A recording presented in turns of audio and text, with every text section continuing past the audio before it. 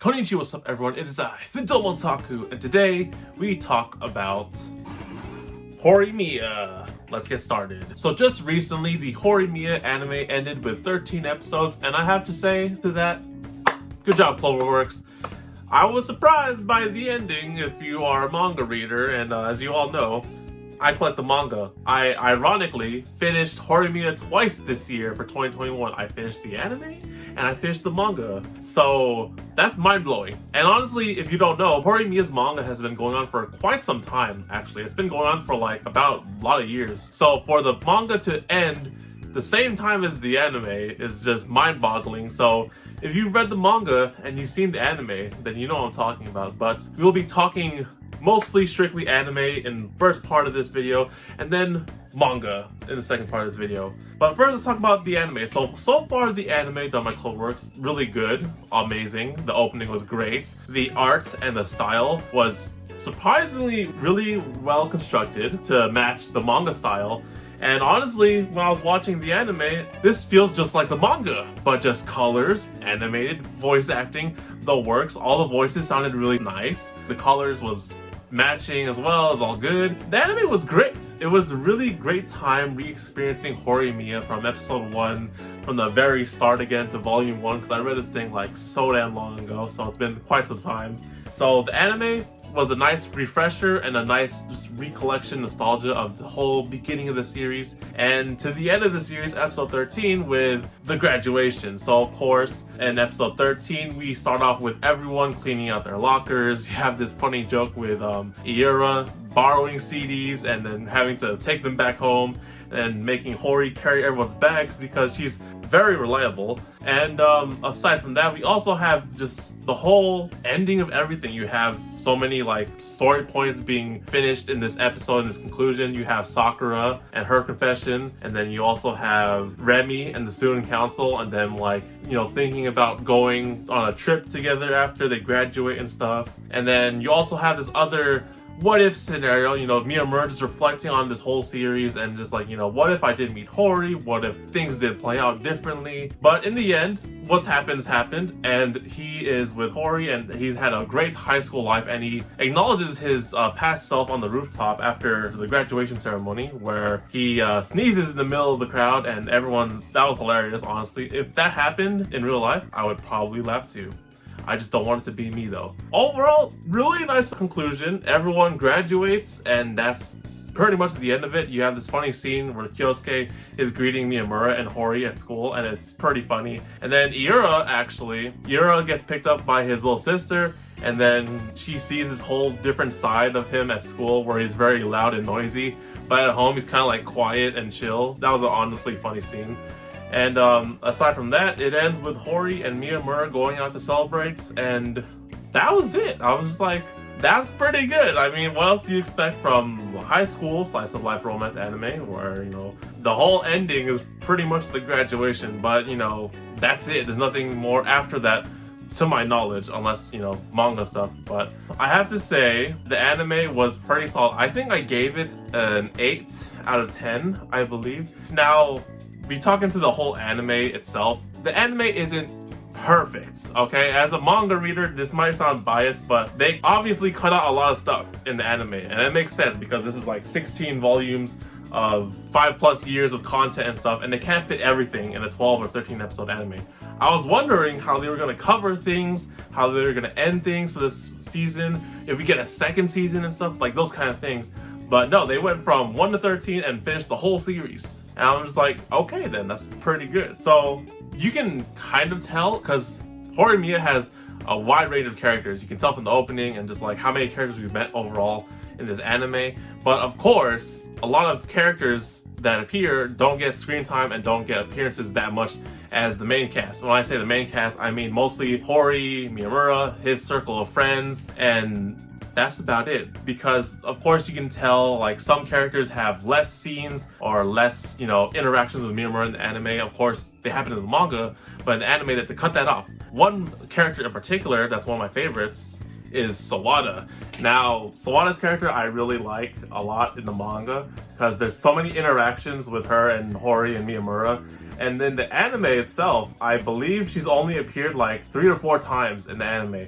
And that was, of course, the first episode she got introduced and she's talking to Miyamura and then confesses to Hori. The second time, when the previous episode recently where she's like befriending all the other guy friends of Miyamura and then Ira's too noisy and gets sick. That's the second appearance, I believe. And then the third appearance is literally just, on Christmas, you see her getting cake from Miyamura's shop. And then on the last episode, she's like, sad that Hori's graduating, and that's about it. That's 4 appearances in the anime. So there's a lot of cut out stuff with the manga, and I mean, of course, it makes sense to fit everything, but that's just one example of characters being cut out in the anime. Another example you could say is Shindo, or everyone else from Miyamura's like elementary school or middle school days.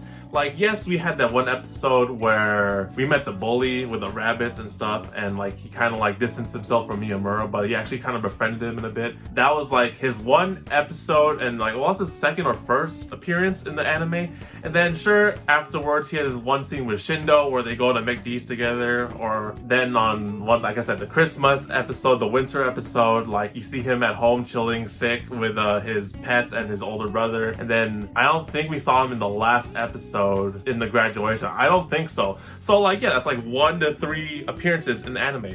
So what I'm trying to say is that there are a lot of characters in this anime, but of course in the manga there's more stories and interactions they have that they just cut out. But in the overall perspective of the anime, it kind of fits and works, because in the anime, a lot of the plot was progressing really fast from my eyes. I was like really surprised at how like within 4 episodes, they would either like get together or like, their relationship for Hori and Miyamura would like progress really fast. And I'm just like, this is going by really fast. I was like, what about all this and that, whatnot, right?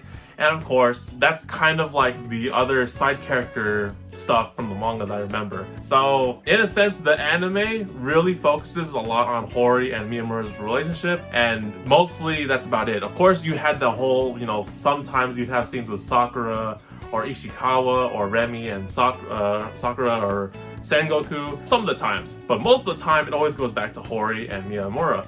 The focus of this anime was Hori and Miyamura, and it kind of works in the end if you cut off the other side content in the manga that I'm really used to. What I'm trying to say is that the anime is fine, but it cut off a lot of stuff in the manga that I appreciated and loved, but in the end it kind of works. So overall, that's why I gave Horimiya an 8 out of 10.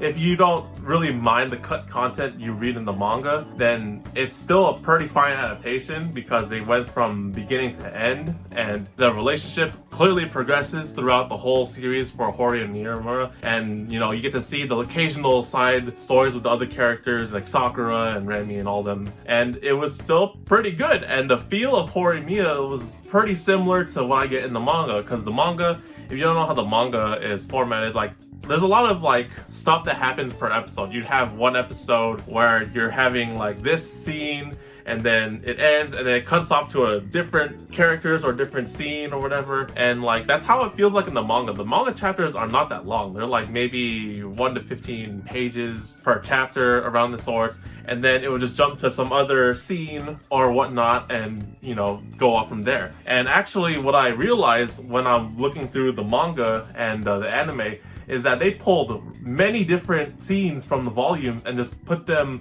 in different orders in the anime. One thing that I would like to point out is, like, I believe 2 episodes ago, we got the whole episode with Iura and his little sister and the whole trying to join the high school thing, right? And I found out that, of course, in this volume you see here, this cover, that happens in volume 13. Except like really previously before that, we had scenes from volume 9. So then I believe it was like episode 11, I think that happened, where Hori and Miyamura are like let's get married, right? And then after or before that, they have the whole Iura and little sister's whole arc, right? And I was like, these 2 things happen in way different volumes. So what I've discovered as a manga reader is that they literally pick parts and arcs from the volumes, the vast volumes, and then they just put them all mixed in the anime, and you know, get to develop and flesh out the characters one by one and stuff. Like Sawada, for example, got her whole thing in episode 4, I believe it was, where she gets introduced and she kind of relies on Miyamura. We don't really get to expand on her older brother, unfortunately, like in the manga we do. But by the next appearance she has in the anime, we can see that she's clearly, like, you know, open to Miyamura, and she's befriending the other dudes, and then maybe the other girls and the upperclassmen, and then Ira's just loud, you know? So it's really interesting how they approach this, and I wouldn't have figured that out if I didn't like have the manga volumes to compare, because I remember my hypothesis back in the day was that they would end the anime, like if they had a second season, potentially in the future, they would end it at volume 9, which was the whole marriage confession. That was my hypothesis.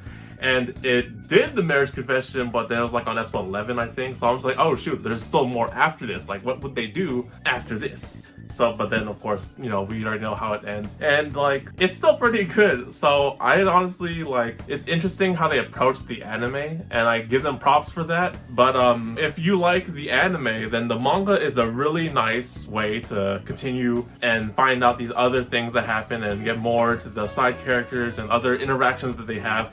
Because actually in the end credits of the episode, we have a lot of images and like pictures of things that did happen in the manga that probably didn't get cut in the anime. So for example, there was a school festival picture in the ending credits, and I was wondering how they were going to do that, because that was kind of one of the more less memorable arcs or events that happened in the manga that I don't really recall too much. But that didn't happen, so I'm just like, oh, they literally just skipped that. And then, you know, they kind of mentioned it in the end credits with all the other pictures and, you know, things that happened and whatnot. So I was like, okay, alright, that works. So in the end, the anime cut lots of the manga. If you really liked Horimiya and you really want to find out more, you know, see everything about it, then the manga is a solid read. I highly suggest the manga. It's really nice. And of course, you'll get some other tidbit stuff that, you know, didn't get involved in the manga. Like actually in episode 12, when is it the Christmas episode or 11? I think it was one of those episodes. Sota brought a friend over for Christmas, and her character is actually not involved or mentioned at all in this anime. I'm just like, oh wait, it's her, but then they don't talk about her at all. So that's another cool aspect and arc and plot line that gets explored in the manga that I really was like, oh, she's here, but no one knows who she is technically. I'm pretty sure she's like, that's the first appearance in that episode. But manga stuff, man, I'm telling you. So anime was great, 8 out of 10. It doesn't, of course, cover everything, but it does it in a well structured way for the anime only watchers, and I applaud them for that. It was great, beginning to end. Horimiya is just like way up there now for like my slice of life high school romance anime and stuff. It's been going on for years with the manga, and now to see it end like 5+ years later, man, like I can't believe it. Now I just need to collect all the volumes. I believe there are 16 volumes, and I have volume 12. Yeah, so I have a long ways to go. Now we get into manga territory and manga spoilers. So if you are curious or interested in the manga stuff, then spoiler warning, because I'm talking about manga stuff, right? And everything that happens in the manga is fair game. But if you don't want to get spoiled by anything or hear what I have to say as a manga reader, then you can, you know, leave the video for now. It's all good.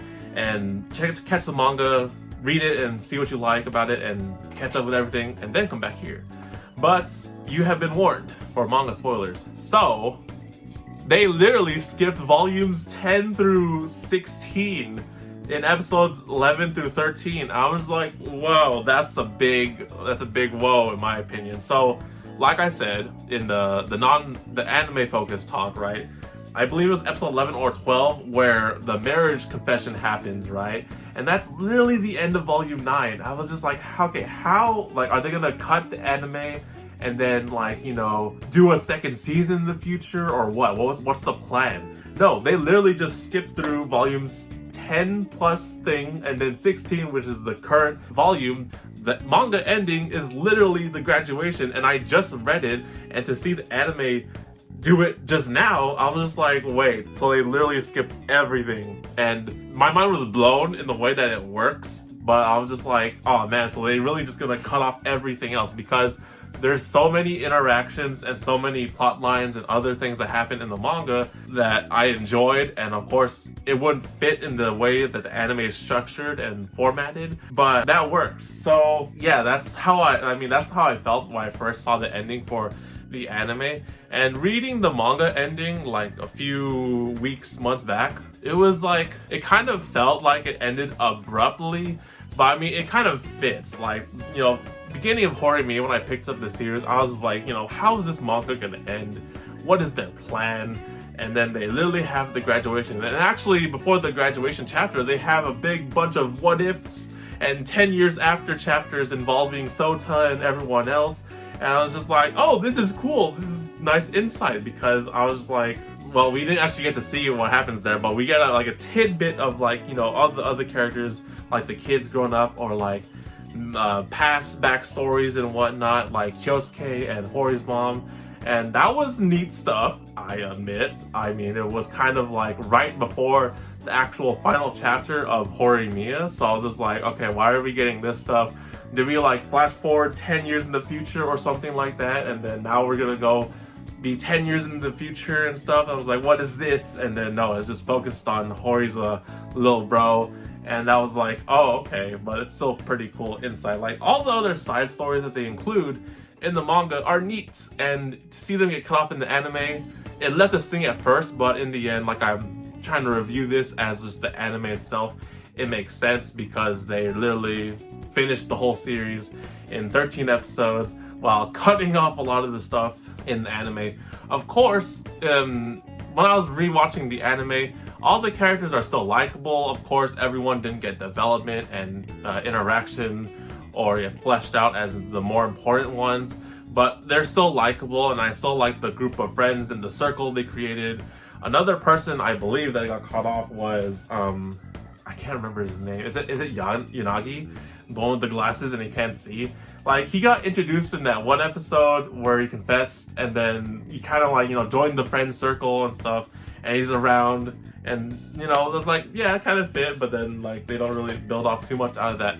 There's so many like interactions that I remember vividly just from reading these volumes again. Like them hanging out at the cafes or the school festival, that's another thing. And then more Hori and Miyamura stuff, and then dude stuff, and then girl stuff. Like, you know, there's so much stuff they cut off in the manga, and I'm just like, of course, like, if they tried to animate everything in the manga, it wouldn't be too perfect. It'd probably take like maybe a season or 2 or 3 to do all 16 volumes. But, you know, surprisingly enough, the manga itself, is like kind of interesting in a sense, because I hear like people say online that, you know, eventually in the manga it kind of divulges from Hori and Miyamura to like the other characters and whatnot. And yes, that kind of does happen in many occasions in the chapters where I would be like, okay, Hori and Miyamura had some big ass development in volume 9. How is it gonna play out from there? Because they literally did a marriage confession, and then, you know, onwards they would just like be kind of the same, or we just get less scenes with Miyamura and Hori and whatnot. And I wouldn't mind that because I like all the cast and the characters. But yes, towards later half in the chapters, I felt like there was a decrease or a lot more less Hori and Miyamura in the manga, and technically the series is called Hori and Miyamura. But I didn't mind, you know, I like all the other characters and whatnot. And then of course you'd have like, you know, Sakura stuff, you'd have Sota stuff with his friend, and all these other things happening. And yes, in the end it kind of was, you know, not focused on Hori and Miyamura, but I still enjoyed it. So in terms of the manga, like, it's still good. I think I would rate the manga like a 9 out of 10 versus the anime, which is an 8 out of 10, of course, because of the cut content, but because it's kind of more fleshed out, of course, than the anime, because the anime had to, you know, make do with some bits and parts and cut off other bits and parts, but still make the story flow naturally and actually end at the conclusion. So yeah, technically, in my opinion, the best Horimiya experience is probably the manga. Yes, it's way longer than the anime, and the anime is a very satisfying way to get all the main important bits of Horimiya, but the best way to experience Horimiya is the manga, in my opinion, because you get so much time and characters and interactions with everyone that it really did feel like years of, you know, like stuff happening with them, because this manga series has been going on since like what, 2000 or something like that. So it's been 5+ years, and to have it end in 2021 alongside the anime, it was kind of like mind-boggling that like all those chapters that I've binged to read and enjoyed so much came to an end. It felt really, you know, it's that feeling when a series you love really ends, and it's just like it leaves a deep impression in your kokoro, your hearts and your feels and whatnot. So anime is good. It's not perfect, but it's pretty solid if you don't want to read 16 volumes of manga, and that's totally understandable. I've been reading this manga for years now, and you know, chapters releasing monthly or weekly or whatever is a big, you know, time. There's a lot of time invested in this manga series, and if you have the time to read, or you're a fast reader and you want the original experience because this is the manga first, then the manga's still good. It's still here, it still exists, it's a really nice read.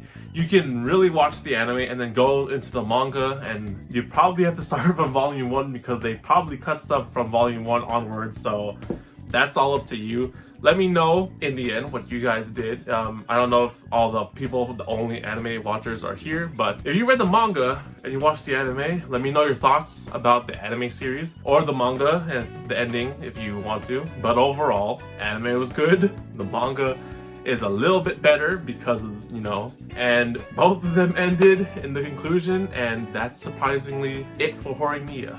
That's kind of sad to say. So anyways guys, that's it for this video. I hope you enjoyed. Let me know what you guys think about Horimiya in the anime or the manga sense in the comments below, and like if you enjoyed, and subscribe so you can be notified when I upload more videos. And I want to make a lot of announcements. Number 1, I made a Discord, link in the description. Join the TheDomotaku Discord.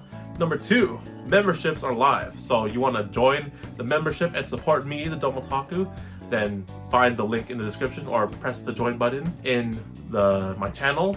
Or if you want to support me in a different way, then bam, represent yourself with some TheDomotaku merch shops. I have a Teespring, link is in the description, and check them out.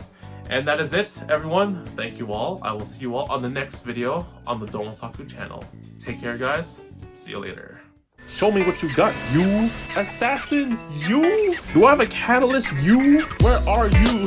Consort, you? I don't know what I'm saying, you? A saber, that's not you. Last ticket, show up, you? Assassin, servant, spin, you? Oh, it's a gold assassin, you? Yes!